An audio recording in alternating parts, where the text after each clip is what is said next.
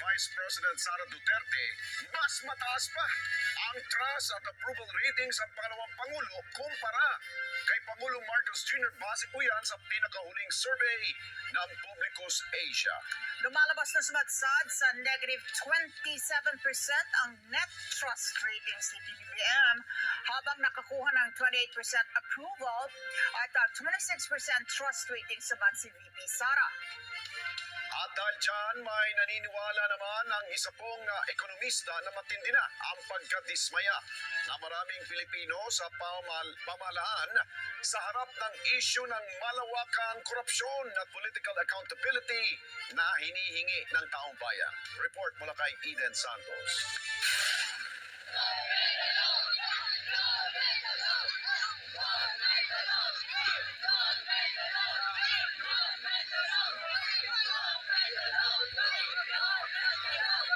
Hirap nang makabawi si Pangulong Ferdinand Marcos Jr.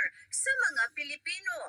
Sa pinakabagong survey ng Publicus Asia ay sumadsad sa negative 27% ang net approval at trust rating ng Pangulo. Kasi sobra-sobra nang nakakadismaya yung pamahalaan. Galit na galit ang mga taong bayan sa lahat ng korupsyon na nagaganap dito sa ating bayan. Mga Pilipino naghihirap dahil sa kagagawan ng mga walang katarungan na mga namumuno sa ating bansa. Patunay umano ang matinding pagkadismaya ng maraming Pilipino sa harap ng patuloy na mataas na inflation, paghina ng ekonomiya, matinding korupsyon at political accountability. Publicus Asia, ang net trust rating ni BBM ay negative 27 na lang. Grabe yan ha. Sobrang baba na niyan. At ang ibig sabihin niyan, talagang napakaraming Pilipino ang wala ng tiwala sa ating Pangulo ngayon at sa kanyang pamamahala. Kasi ang trust ay mas mabigat kaysa sa approval rating dahil ang tiwala, pag nawala yan, mas mahirap balikan yung o ibalik kasi kailangan mo talaga i-prove na kaya mong panindigan lahat ng mga sinasabi mo. Ang problema, napakalala na ng sitwasyon ng ating ekonomiya, tapos puro politika pa rin ang pinag-uusapan nila.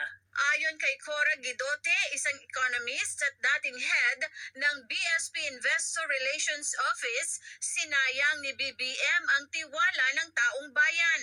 Magugunita na nanggaling sa napakataas na trust rating si PBBM nang manalo siya noong 2022. So parang ang laking pag-aaksaya ang ginawa niya doon sa pagtitiwala sa kanya ng mga Pilipino noon.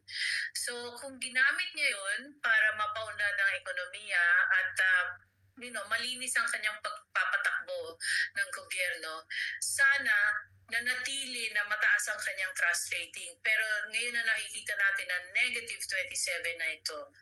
Ang ibig sabihin lamang niyan ay talagang inaksayan niya ang pagtitiwala sa kanya dahil sa mga nakita nating mga anomalya, mga korupsyon na nangyayari na parang ngayon lang nangyari sa Pilipinas yung ganyang kalaking kalala na korupsyon.